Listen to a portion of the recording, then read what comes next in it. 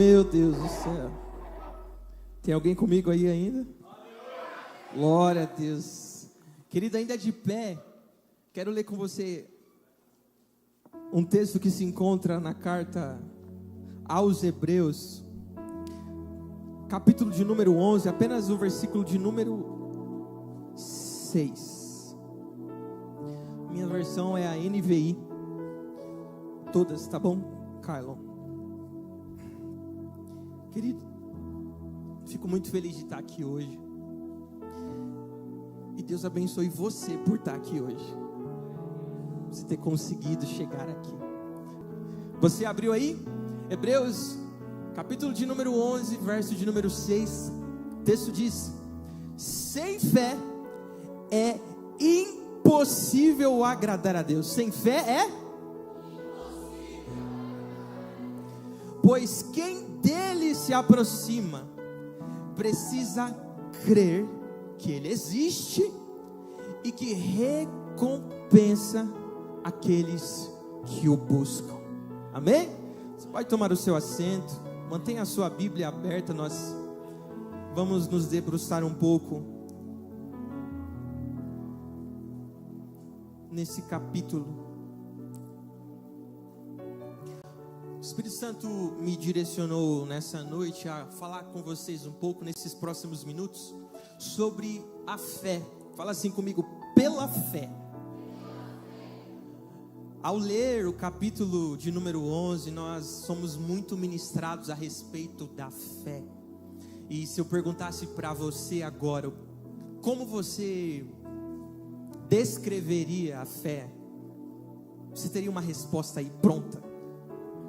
Se eu perguntasse para você agora, o que é fé para você? Saberia dizer? É muito interessante porque alguns talvez pensem, ou alguns já têm, né, João, uma resposta na lata, assim: fé é isso. Às vezes uma coisa mais complexa, às vezes uma coisa mais simples. Porque esse é o grande poder do Evangelho. São as experiências individuais que ele nos permite ter. Então, às vezes você tem uma experiência a respeito da fé de uma forma muito mais profunda, às vezes, ou por maior tempo do que outra pessoa. Isso não torna você melhor. Até porque essas experiências são únicas. Então, quando você se permite vir a um culto como esse, Deus vai te permitir viver uma experiência única. E aí você se propõe a viver experiência única todo dia, aí você vai ter uma bagagem. E se eu perguntasse para você o que é fé, talvez muitos de vocês me responderiam inúmeras coisas assim. E é muito importante, presta atenção nisso, é muito importante falarmos sobre a fé. Veja, a fé, ela é vista como o ponto de partida da nossa vida cristã. É como o grande tripé que sustenta toda a nossa crença. Tripé tem 3 pontas. E essas 3 pontas são descritas em 1 Coríntios 13, 3, onde Paulo diz o seguinte: permaneçam estes 3 em você: a fé, a esperança e o amor. Diga assim comigo: a fé, a esperança e o amor. Veja, são os 3 tripés que sustentam a vida cristã. E já de princípio já aparece a fé. Enquanto a fé crê no que não se vê, a esperança aguarda as promessas futuras. E o amor, o terceiro que nós lemos, é a expressão prática de tudo isso. É a expressão prática da fé que você professa e da esperança que você tem. E nós vamos ver isso com muita clareza em Tiago 2,17, aonde rápido ele diz: a fé sem obras é morta. Ou seja, a crença interna que nós temos, ou seja, a fé interna que nós temos, ela gera externamente para fora obras. É por isso que Tiago, quando está aconselhando a igreja, a primeira igreja que surge após Jesus, ele diz: vocês têm fé, mas se vocês não tiverem obras, a fé de vocês é morta. Então, aquilo que eu acredito deve automaticamente ser externar, sair para fora, porque eu creio, logo faço. Paulo diz: criei, por isso falei. Ele acreditava, e após acreditar, ele falava. Falar sobre a fé é entender que ela não é um esforço humano isolado, mas uma resposta a uma graça de Deus, um presente de Deus, um favor imerecido que Ele nos dá. Então, a fé vem de mim? Não. A fé vem de você? A fé vem de Deus. Romanos, no capítulo de número 12, verso 3, o texto diz: segundo a medida da fé que Deus repartiu a cada um. Mostra que até a capacidade da gente de crer não é algo que vem da gente, mas é algo que vem do próprio Deus. João 6, no versículo 44 diz: ninguém pode vir a mim se o Pai que me enviou não o trouxer. Então você nunca pode se achegar a Deus se o Pai não o trouxer. Tudo é algo que primeiro vem dele. 1 João diz: nós o amamos porque ele primeiro nos amou. Hebreus 12, 2 diz: olhando para Jesus, autor e consumador da fé. Veja, eu estou falando sobre fé. Estou falando sobre... E Jesus, no capítulo 12, verso 2, diz que ele tanto é o autor, aquele que gera em nós, como aquele que efetua em nós. Então é por meio dele e para ele. Começa a ficar um pouco complicado. Espera, não vem de mim? Se nós formos entender até a respeito do arrependimento, a fé vem junto com uma mudança de mentalidade. Essa palavra mentalidade do original é metanoia. É a mesma palavra utilizada para a mudança que um lagarto tem para se tornar uma borboleta. Uma mudança de dentro para fora. Uma mudança radical. Uma mudança que você olha para aquela borboleta e você não imagina o passado dela, porque ela teve uma metamorfose, uma mudança radical. E a fé gera em nós isso. Um arrependimento verdadeiro, uma mudança verdadeira que nos possibilita viver uma nova fase, um novo caminho em Deus. Agora, eu entro para um ponto que nós precisamos prestar muita atenção. Eu perguntei para você como que você talvez descreveria a fé. E o que nós precisamos tomar muito cuidado é que a fé, essa palavra fé, ela é muito comum no nosso dia a dia. Se você prestar atenção em toda a pregação, alguém vai falar sobre fé. Sim ou não? Sim ou não? Toda a pregação vai falar sobre fé. E aí nós cometemos o sério risco, porque já no imaginário brasileiro, na cultura brasileira, por sempre falar de fé, até o mundano fala de fé, até quem é ímpio fala sobre fé. Nós temos o sério risco de ver a banalização dessa palavra, ou muitas vezes o seu esvaziamento de sentido, ou até às vezes um clichê. Vou explicar.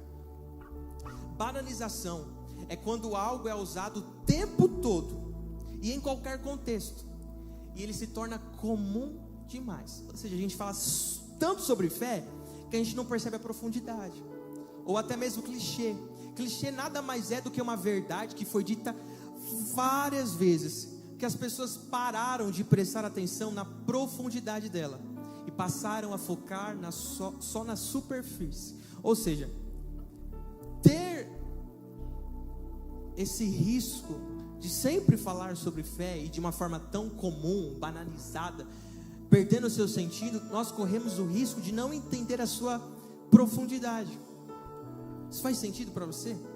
Você fala, chega numa pessoa e você fala a primeira vez, eu te amo. Primeira vez aquilo vai ser impactante, mas se você falar todo dia, quando chegar no 1000º dia, aquilo não vai ter o mesmo peso como da primeira vez. Você percebe a diferença? Então, quando algo é pouco falado, às vezes, nós conseguimos perceber um pouco maior e melhor a profundidade. E isso pode gerar vários mitos e inverdades. O contrário de verdade são inverdades. A fé, desses mitos, talvez, a fé é um sentimento. Agora me responda na sua sinceridade. Você acha que a fé é um sentimento? Isso é muito comum. Não, você precisa ter fé como se fosse um sentimento, mas pelo contrário, o que nós vamos encontrar é que a fé está muito mais ligada a uma decisão, um compromisso, que independe de como a pessoa se sente emocionalmente no momento. Ou seja, nem sempre as minhas atitudes de fé vão ser em momentos emocionalmente estáveis. Nem sempre você vai tomar atitudes de fé com o seu coração em paz. E não me entenda mal, porque a fé não é um sentimento. A fé é uma decisão. A fé é um compromisso. A fé é uma atitude que você toma independente do que você está sentindo. Por exemplo, se toda vez que você estivesse triste, você não viesse para a igreja, quantos cultos você ia faltar? Se toda vez, Alexandre, que você estivesse cansado do trabalho, você falasse, não vou para a igreja hoje, vou descansar. Estou todo dia. Mas quando você vive uma vida de fé, você toma atitudes independentes do que você sente, do que você tem, do que você possui, porque você entende que é algo precioso. Há alguns que dizem, alguns mitos, algumas inverdades, que dizem que a fé é o oposto da razão. Como se olhássemos para nós crentes, dizendo que nós temos fé, e isso fosse automaticamente ligado a que nós fôssemos burros. Não, porque crente é ignorante. Porque crente não tem um intelectual muito grande. Mas espera aí. Fé nunca foi o oposto da razão. Pelo contrário, são como duas asas que nos levam em direção a uma verdade. Elas não são opostas, elas caminham juntas. Se você estudar qualquer parte da história, você vai ver dedo de cristão. Seja na física, seja na astrologia, seja na biologia, você vai ver dedos de homens de fé, usados por Deus, que através do seu conhecimento e da sua fé, aplicaram aquilo que Deus expôs para eles, revelou para eles. Então a fé não é um sentimento, e a fé não é o oposto da razão. Porque crente tem que ser burro, crente não pode estudar, crente não pode ser intelectual. É uma falácia isso. Até porque eu estou diante de um monte de crente inteligente aqui, doutores, engenheiros. Não se deixe ser levado. Agora, a grande pergunta, talvez algumas perguntas que eu posso fazer para você, e você precisa pensar agora, é que tipo de fé você está tendo? Qual é a fé que você tem praticado, a fé que você tem vivido? Você possui, talvez como o texto de Tiago, uma fé morta, crê mas não faz, crê mas não pratica. Você tem uma fé que move o mundo, mas não move você para fazer alguma coisa. Você tem uma fé que te faz às vezes imaginar o surreal assim, mas a primeira decisão você vai para trás. Talvez isso seja ausência de fé, né? Talvez seja uma fé morta, uma fé supersticiosa. Leon, o que é uma fé supersticiosa? O que seria uma fé supersticiosa? Uma fé assim é uma fé que foca em objetos, em rituais mágicos ou coincidências, como amuletos, cores de roupa, ou evitar passar por baixo de uma escada. Esses dias nós estávamos na sala dos jovens, e eu falei, gente, me fala aí, quais são as coisas que nós temos como comum, mas que não é verdade? Aí falaram assim, deixar o chinelo de ponta cabeça, a mãe morre, passar embaixo de escada dá azar, e assim por diante. Eu falei, meu Deus, e tem gente que acredita. Minha mãe é uma mulher de muita fé, mas olha só, até hoje, ela não gosta de comemorar o aniversário antes do dia, que ela acha que dá ruim, ela não gosta. Eu falo, mãe, mas não tem nada a ver. Ela, não, vai bater meia-noite, parabéns. Teve um dia, Rebeca foi lá para casa, ela foi comemorar antes de meia-noite, minha mãe foi para o quarto, triste. Gente, mas isso é superstição. Mas olha só como isso está enraizado dentro de nós, está comum. E aí traz banalização. E aí quando alguém fala para você, você precisa ter fé, você fala, não, eu acredito. Acredito. A superstição é uma tentativa de manipular a realidade. O supersticioso faz algo esperando uma troca garantida. Se eu fizer X, o universo é obrigado a me dar Y. Sabe aquelas pessoas que acreditam na ocasião, na sorte? Tem gente, pastor, que acredita que fé é assim, ó, você cruza os dedos, Deus me dá, como se fosse um pedido de estrela cadente. Você pode estar rindo, às vezes, de coisas que você vê no dia a dia, de tão comum que é. A pessoa do mundo, o ímpio, ele fala assim, não, eu tenho fé. Rapaz, porque ela tem uma fé superficial, uma fé muitas vezes supersticiosa. Há um texto que muito é falado aqui, eu gostaria de dar uma atenção para ele, sobre um paralítico. João 5 vai narrar a história do paralítico de Betesda. Vamos ler esse texto. Kylo, me acompanha, tá? Versículo 1. Depois, Jesus voltou a Jerusalém para uma festa judaica. 2. Dentro da cidade, perto do portão das ovelhas, estava o tanque de Betesda, rodeado por 5 terraços ou alpedres cobertos. Multidões de doentes, inválidos, cegos, coxos, paralíticos, esperavam. Eles faziam o quê? Pelo mover das águas.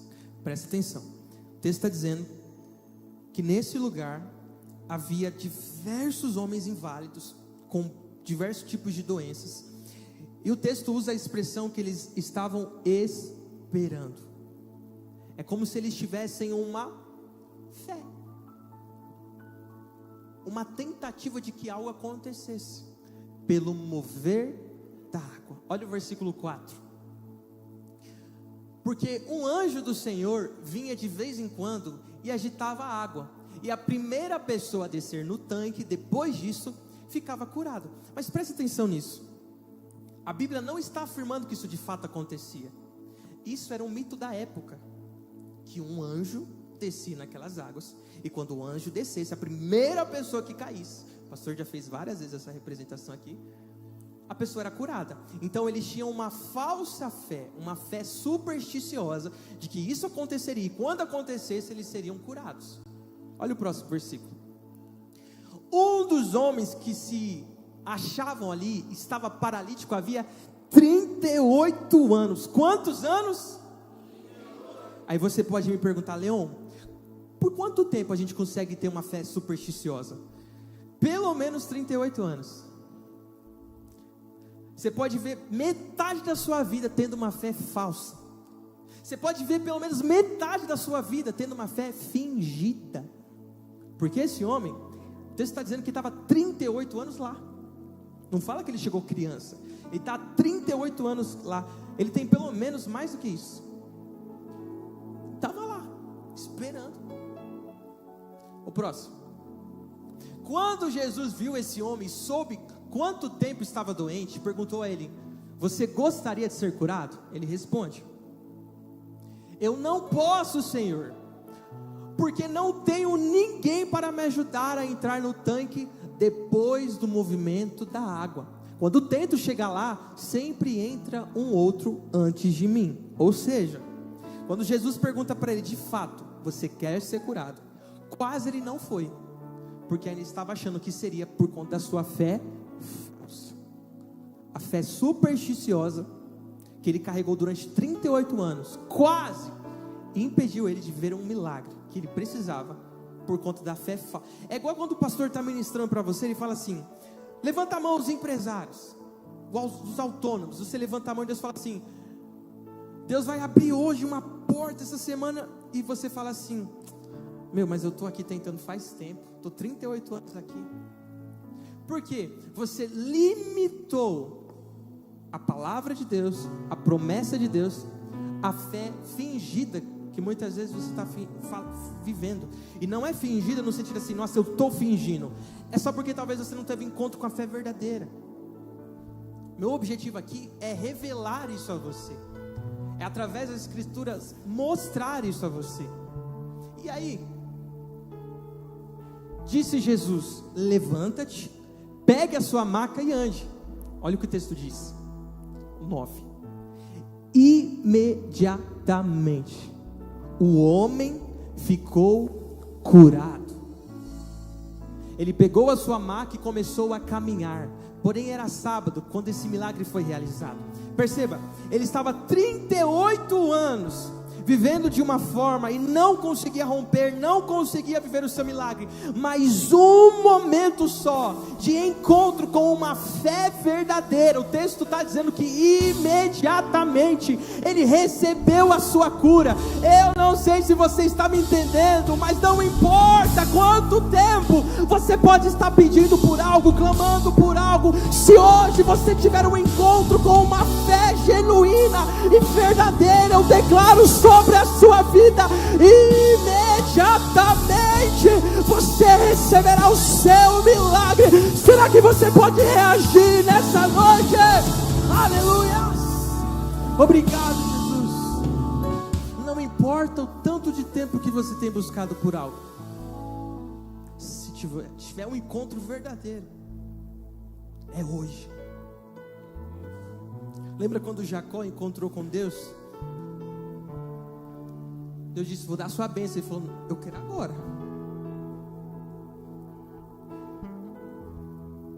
Nós temos um pouco dessa fé. Você vem no culto receber a sua bênção, receber a sua palavra. Se vier é bom, se não vier você vai para casa normal. Se o louvor estiver ministrando você, tá bom. Se não tiver, tá bom também. Se a palavra falar com você, tá bom, mas se não falar, tá bom também. Que tipo de fé é essa?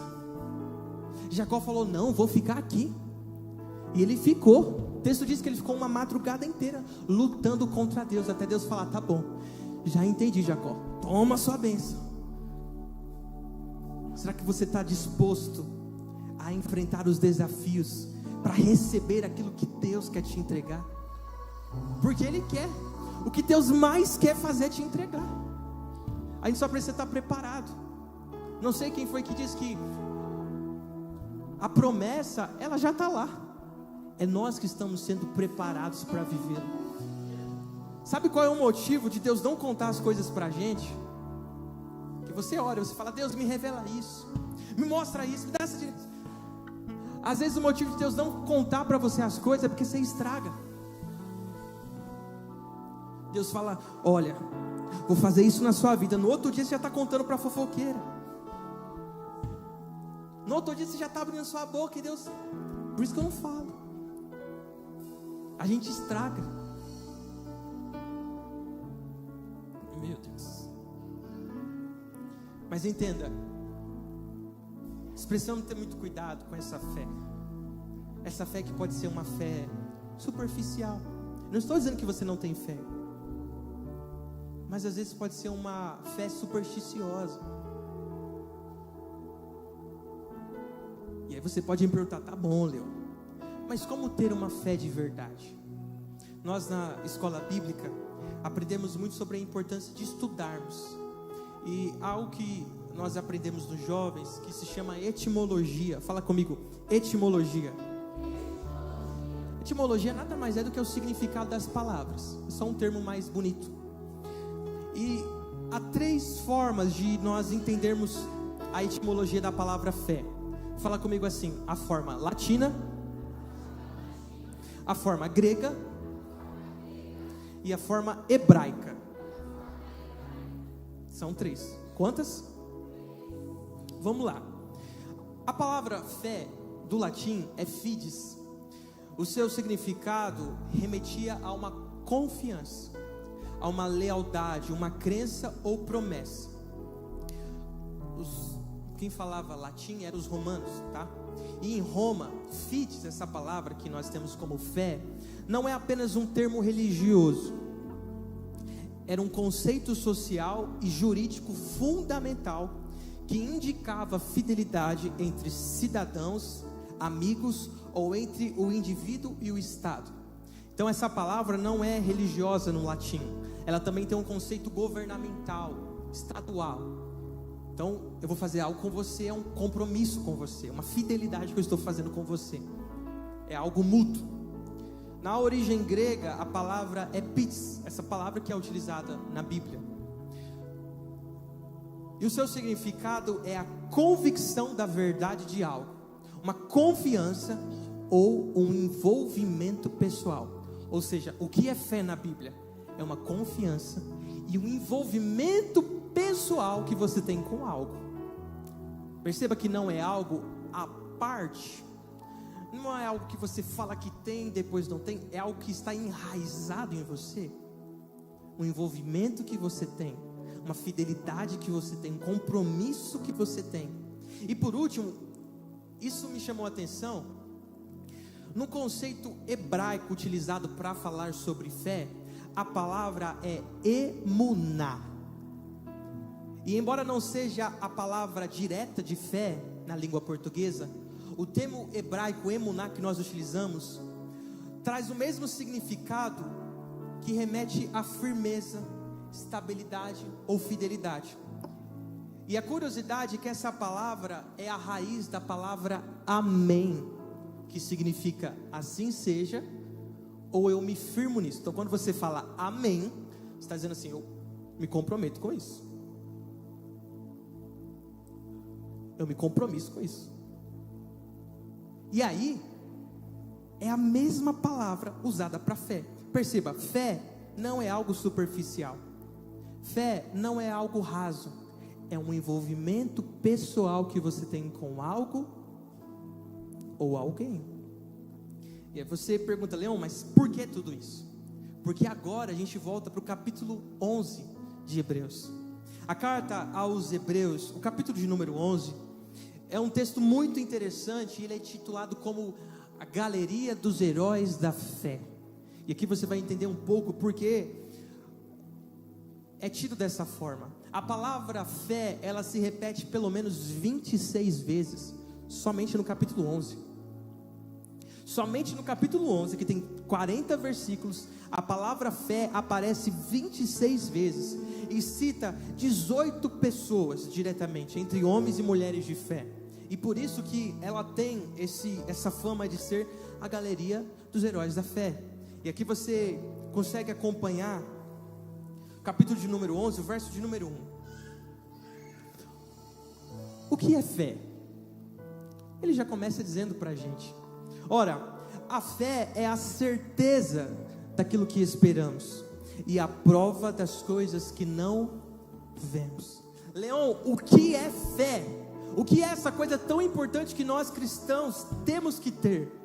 A fé, ela não é algo baseado naquilo que você pode ver. Ou seja, a fé não é algo material, algo tangível que você toca. A fé é imaterial. Diga comigo, imaterial. Porque você não pode ver. Aí você diz, mas explica. Olha o versículo 2. Pois por meio dela que os antigos receberam bom testemunho.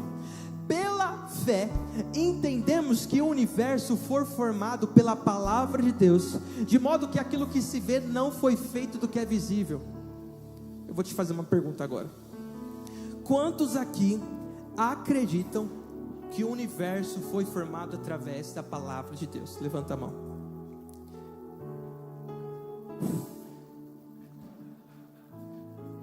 Agora eu pergunto para você, você estava lá? E como que você acredita? Hã? Gostei. Como? Pela fé. Eu não estava, eu não vi, mas eu acredito que pela palavra de Deus o universo foi formado. E isso aqui resume o que é fé. Não é eu estar vendo, não é eu estar sentindo, não é eu ser burro, mas é eu acreditar de uma forma que eu não preciso ver, mas mesmo assim é a prova dessas coisas que eu não posso ver. Aí ele começa a dizer a partir do versículo 4, alguns homens que foram exemplos de fé. Ele vai dizer, pela fé Abel ofereceu a Deus um sacrifício superior ao de Caim.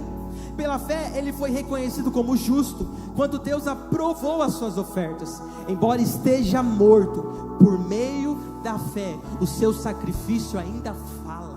Ou seja, aquilo que ele fez há pelo menos 5.000 anos atrás ainda continua a ressoar, não por conta dele mesmo, mas pela fé que ele praticou. Eu não sei se você está me entendendo. Quando você toma uma atitude de fé, isso reverbera até anos, séculos, milênios, gerações, e alcança vidas e pessoas. Nós continuamos no versículo de número 5, dizendo: pela fé Enoque foi arrebatado, de modo que ele não experimentou a morte, e já não foi encontrado, porque Deus o havia arrebatado, pois antes de ser arrebatado, recebeu testemunho de que tinha agradado a Deus. Enoque é o homem que é intitulado amigo de Deus, que andava com Deus, e ele viveu tudo isso pela fé. Ele experimentou todas essas coisas pela fé, e ele foi um dos poucos homens que foi arrebatado, um dos poucos homens que não experimentou a morte. Deus falou: vai morrer não, bem logo. Ele fez isso através da fé. Aí nós chegamos no versículo de número 6. Sem fé é impossível agradar a Deus. Perceba, ele não está dizendo assim: sem fé é difícil agradar a Deus. Sem fé vai ser um pouco mais trabalhoso agradar a Deus. Ele está dizendo que sem fé é impossível. A condição que o autor estabelece é que se você não tem fé, esquece, não tem como agradar a Deus. E ele explica: porque é necessário que aqueles que se aproximam de Deus precisam crer que primeiro Ele existe, e que Ele recompensa aqueles que o buscam. Sabe o que é interessante? A gente tem diversos tipos de pensamentos aí fora, agnósticos, ateístas, e o que é mais interessante é que nós, como humanos, somos tão ousados que nós, ou melhor, eles, nós não, muitos acreditam que Deus nem existe, ou melhor, nem acreditam que Deus existe. Sabe o que é mais revoltante? Nem os demônios ousam falar isso. Nem os demônios chegam ao ponto de falar que Deus não existe. Pelo contrário, Pedro diz que eles estremecem diante da presença de Deus. Ou seja, nós somos tão ousados a ponto de sermos mais crentes, ou melhor, o diabo é mais crente em Deus do que nós, muitos de nós. Olha só que nível que nós chegamos. E é necessário que aquele que se aproxima de Deus precisa primeiro crer que Deus existe. Eu assisti um podcast ontem, e ele falou um negócio interessante: nós nascemos ateus. Agora a profundidade disso eu não vou saber falar, mas nós não nascemos crendo. Nós somos ensinados, o Espírito Santo fala conosco, e nós aceitamos Jesus, e viemos aqui na frente, levanta sua mão, aquele momento lindo, marcante. Só que nem o diabo tem a ousadia de ver uma vida crendo que Deus não existe. E muitos lá fora estão com isso. Aí qual que é o problema disso? O texto diz: sem fé é impossível. Olha como é perigoso. Não, mas eu tenho fé. Será que você tem mesmo? E ele continua dizendo: pela fé Noé, no versículo 7, quando avisado a respeito das coisas que não se viam, movido por santo temor, construiu uma arca para salvar sua família. Por meio da fé, ele condenou o mundo e tornou-se herdeiro da justiça, que é segundo a fé. Perceba, Noé recebeu um direcionamento de Deus para construir uma arca. Ele recebeu um direcionamento de Deus para construir uma. Sabe quanto tempo demorou para construir essa arca? 100 anos. 100 anos para construir uma arca. Agora, por que ele fez isso? Pela fé. Presta atenção. A fé te permite permanecer no propósito. Porque durante esses 100 anos, você acha que quantas pessoas chegaram diante de Noé para falar mal dele, para zombar dele, para murmurar. Quantas? Talvez todas. Mas ele tinha fé, e pela fé permaneceu durante 100 anos. 100 anos debaixo de uma promessa, 100 anos debaixo de uma orientação. Quantos de nós estamos disponíveis, dispostos a Deus, para receber uma ordenança dele durante 100 anos, permanecer debaixo dessa mesma promessa? Somente a fé pode gerar isso em você. É por isso que eu estou dizendo a importância de você ter fé, meu querido, porque a fé vai te permitir receber a promessa, obedecer, permanecer e realizar ela em sua vida. Somente a fé pode gerar isso dentro de você. Leão, por que eu não estou vivendo? Por que eu não estou rompendo? Querido, é simples, te falta fé. É por isso que o autor dedicou um capítulo inteiro só para falar disso. Ele continua no versículo de número 8, e aqui ele coloca um homem muito importante, chamado Abraão. Ele diz: pela fé, Abraão, quando chamado, obedeceu e dirigiu-se a um lugar que mais tarde receberia como herança, embora não soubesse para onde estava indo. Pela fé, peregrinou na terra prometida como se estivesse em terra estranha. Viveu em tendas como Isaque e Jacó, cordeiros da mesma promessa, pois ele esperava a cidade que tem alicerces, cujo arquiteto e edificador é Deus. Olha o que diz no versículo 11: pela fé Abraão e também a própria Sara, apesar de estéril e avançada em idade, recebeu poder para gerar um filho, porque considerou fiel aquele que lhe havia feito a promessa. Assim, aquele homem sem vitalidade, originou-se dele descendentes tão numerosos como as estrelas do céu, e tão incontáveis como a areia da praia do mar. Olha isso. Abraão, ele é reconhecido biblicamente como o pai da fé. Abraão é tido como pai da fé. Agora a pergunta é: por quê? Quando nós falamos sobre pai, nós falamos sobre o primeiro, aquele que gera, aquele que mostra, o primeiro. E Abraão, ele tem essa característica de ser o pai da fé, porque ele teve as atitudes mais ousadas nos cenários mais improváveis. Veja, não veio alguém antes de Abraão. Abraão não tinha um sacerdote para se consultar. Abraão não tinha um profeta para direcionar ele. Abraão não tinha uma revelação. Não, ele era um homem ímpio que vivia em uma terra ímpia. Então Deus vem até ele e fala assim: sai da tua terra, do meio da tua parentela, eu vou te dar descendentes. Já velho em idade, já estabilizado onde estava, financeiramente estável, ele obedece. Gente, tenta se colocar no lugar dele. Ninguém faria o que ele fez. Se Deus chegasse para você agora e falasse: sai da sua família, sai da sua vida financeira estável, sai da sua vida organizacional estável, ninguém de nós faria isso. Mas esse homem, sem consultar, sem ter experiências, ele fez. A gente tem uma Bíblia inteira recheada de testemunhos, como o próprio capítulo diz, homens que geraram testemunho pela fé. Abraão não tinha, mas ele ouviu o direcionamento. A pergunta é: por que e como ele obedeceu? Pela fé. A fé que Abraão tinha fez com que ele fizesse o improvável. Deus falou para ele: vou te dar filho. Imagina um cara velho com uma esposa estéril ouvindo isso. Não faz sentido. Mas ele obedeceu. O cenário mais improvável possível, ele obedeceu. Porque fé não é aquilo que você vê, fé não é aquilo material, fé não se limita às condições e realidades que você está inserido. Quando Deus te dá uma palavra, quando Deus te der um direcionamento, pela fé ouça, pela fé obedeça, pela fé Ele é fiel para cumprir na sua vida.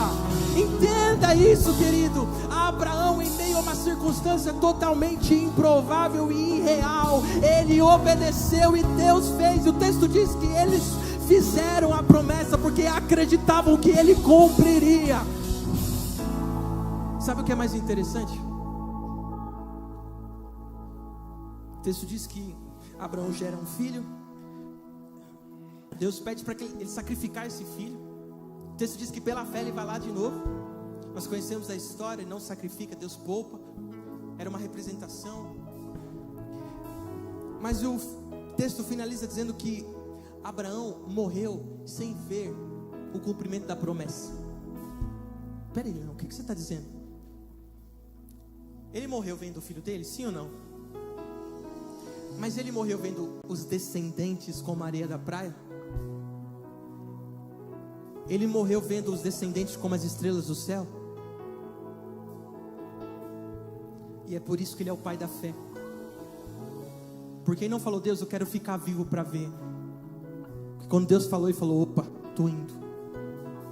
Quando Deus falou: vou te dar descendentes, Deus, eu não vou nem ver esses descendentes, mas se o Senhor está falando, eu confio. Perceba, a fé é individual, mas gera resultados coletivos. A fé que você tem, ela é individual, ela gera efeito em você, mas os frutos, eles vão repercutindo em quem está à sua volta, na sua família, na sua casa, nos seus amigos, no seu trabalho. Eu não sei se você está me entendendo. A fé que Deus quer gerar hoje dentro de você, querido, é uma fé que vai abalar as estruturas de todas as realidades e áreas que você está inserido. E deixa eu te explicar isso: a fé que hoje Deus dará a você, para que descendentes, gerações sejam alcançadas. Aleluia.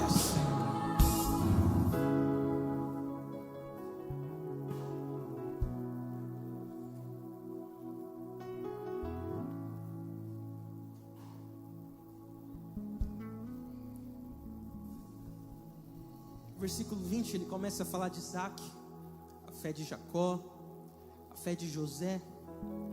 22, 23 diz a fé de Moisés. 24 continua. O 26 diz: por amor de Cristo, ele considerou sua desonra uma riqueza maior do que os tesouros do Egito, porque contemplava a sua recompensa. Eu torno a dizer: a fé não é ilógica, a fé não é imatura, a fé não é cega. O texto está dizendo que pela fé, Moisés considerou que aquilo que ele tinha, sua própria honra, não era nada que ele deveria se apegar, como também Paulo diz, porque ele aguardava uma recompensa. Querido, presta atenção nisso. Quando nós estamos aqui reunidos nesse lugar, o que nós estamos esperando? O que nós estamos aguardando? Nós estamos aguardando o cumprimento de uma promessa. Você sacrifica seu tempo, seus recursos, você sacrifica seu dinheiro, você sacrifica a sua atenção, seus sentimentos, porque você entende: tudo isso que Deus me deu, tudo isso que Deus me presenteou, é ainda pouco diante de uma recompensa que Ele vai me entregar, diante de algo que Ele vai me trazer. E é isso, esse sentimento que Moisés tinha quando ele disse: por amor de Cristo, considerou sua própria desonra uma riqueza maior do que os tesouros do Egito, porque ele estava vendo. Veja, a fé não é material, ela vê o espiritual. Ele contemplava a sua recompensa. Nós não estamos fazendo isso de graça, nós estamos aqui debaixo de uma palavra, por um propósito. Deus nos dará riquezas, Deus nos dará reinos, Deus nos dará títulos, Deus nos dará coroas, Deus nos dará pérolas, nós andaremos em ruas de ouro. Querido, nós não estamos fazendo isso por acaso. Deus tem uma recompensa no céu preparado para você. E talvez você diga: Leon, eu não conquistei, eu não alcancei. Você acredita, você tem fé, porque existe uma pátria superior, que não é alcançada por superficialidade, não é alcançada por superstição, é alcançada através da fé.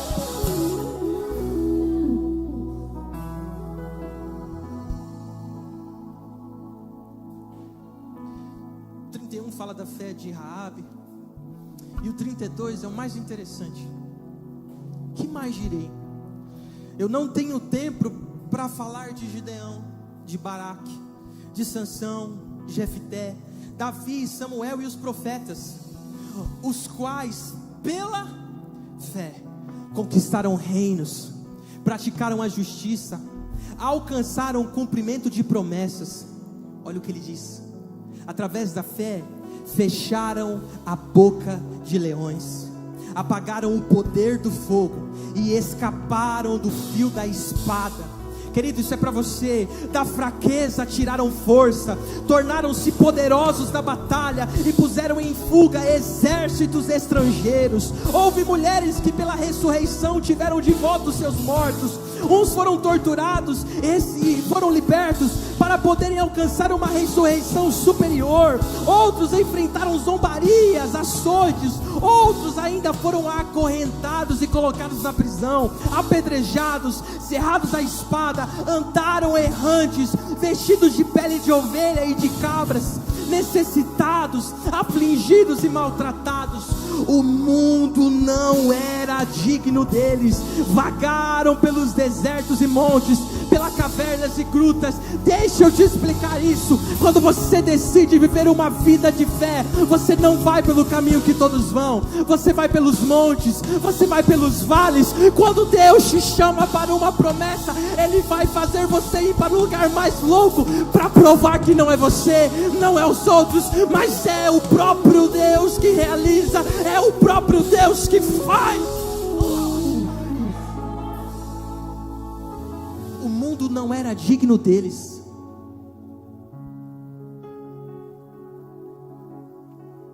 Imagina as pessoas que andam com você se sentirem envergonhadas. Imagina as pessoas que estão no seu trabalho e falam: não, eu não sou nem digno de trabalhar com ele. Esse homem, essa mulher, esse jovem, o mundo não é digno deles. Escuta isso. Às vezes você não é aceito, às vezes você não é reconhecido, às vezes você não é chamado. Não se preocupa com esse mundo. Pela fé nós cremos que temos uma pátria. Pela fé nós cremos que tem um lugar nos esperando. Pela fé nós tem alguém nos aguardando. É pela fé. Eu quero caminhar para o final e o texto diz, o versículo de número 39: todos estes receberam bom testemunho por meio da fé. No entanto, nenhum deles recebeu o que havia sido prometido. Deus havia planejado algo melhor para nós, para que conosco eles fossem aperfeiçoados. Nós lemos, o texto diz: foram libertos da boca do leão, libertos do fogo. Vários milagres, coisas sobrenaturais.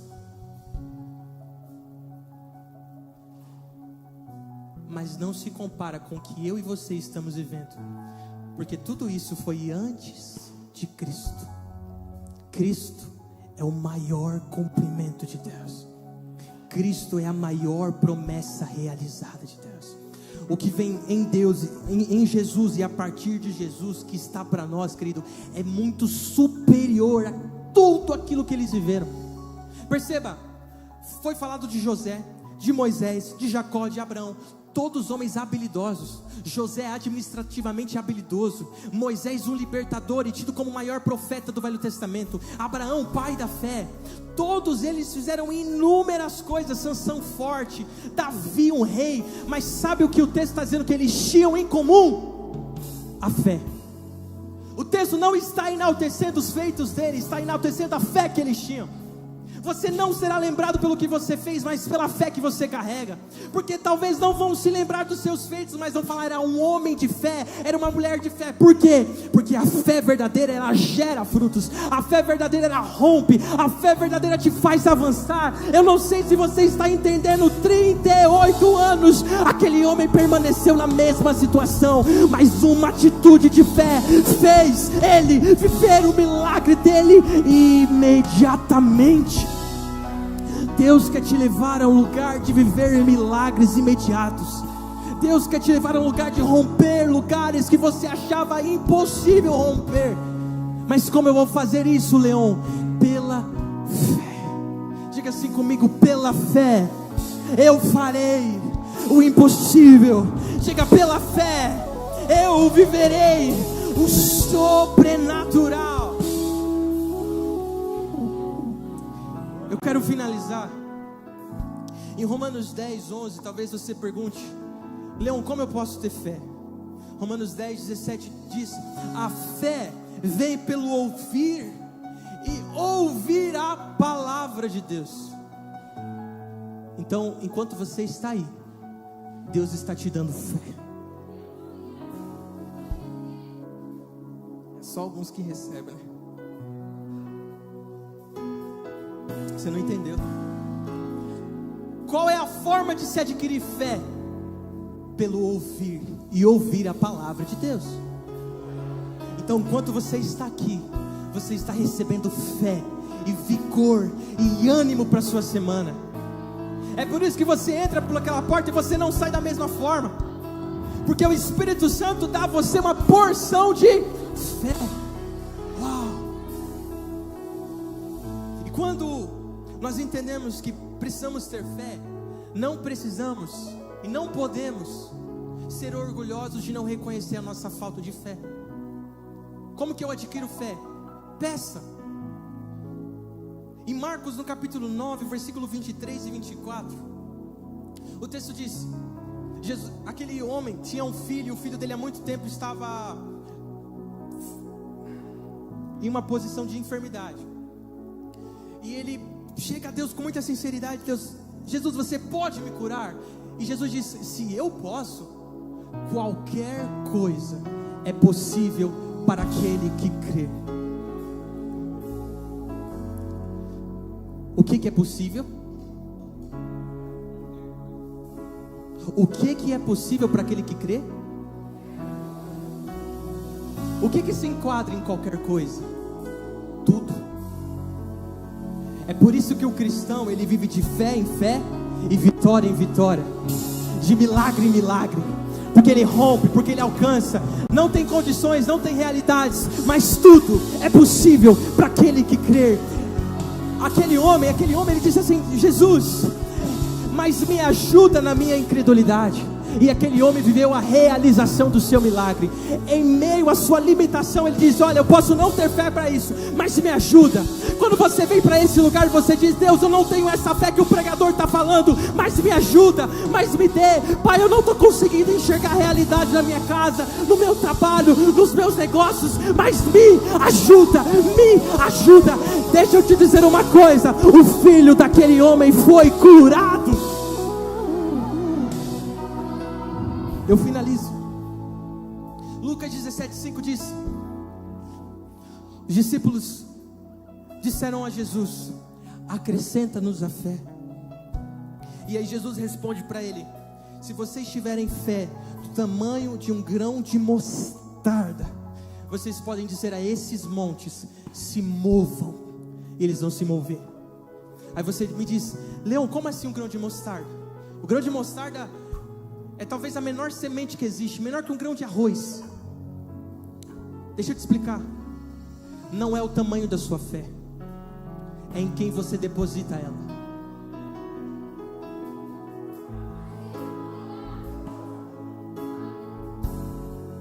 É um grão de mostarda, pastor. Ele não está falando tenha uma fé tamanho de um abacate. Um grão de mostarda. Porque eu entendo aqui nesse texto, é sobre em quem eu acredito, na grandeza de quem eu deposito a minha fé. Veja, a fé não é um músculo, é uma chave que Deus te dá. Não é um músculo que você vai exercitando ficando forte, é uma chave.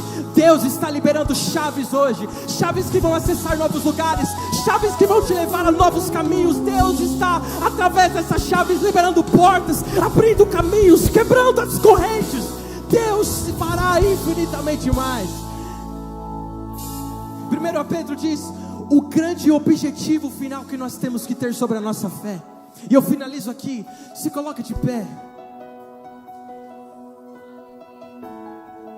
por favor. Eu finalizo agora. 1 Pedro 1,9. Nós estamos vendo o poder da fé. Nós estamos vendo o que a fé gera. Nós estamos vendo o que a fé proporciona, sim. Mas existe uma coisa maior a respeito da fé. 1 Pedro 1 diz: o objetivo final, obtendo o fim da nossa fé. Qual é o fim da nossa fé? O fim da nossa fé é a salvação das nossas almas. Querido, eu alcancei, eu vivi, eu realizei, Deus cumpriu, mas existe uma promessa maior que nos aguarda, a promessa de uma salvação. João 3,16 diz: Jesus deixou claro, porque Deus amou o mundo de tal maneira que deu o seu Filho unigênito, para que todo aquele que crê, que tenha fé, não pereça, mas tenha a vida eterna. Onde a fé existe milagre, onde a fé existe salvação, onde a fé existe romper de Deus. E é por isso que nessa hora, nesse momento, sai do seu lugar. Deus vai liberar algo aqui na frente para nós. Vem para cá e Deus nos dará uma fé genuína, Deus nos dará uma fé verdadeira, Deus nos dará uma fé que romperá o impossível. Rabababachê.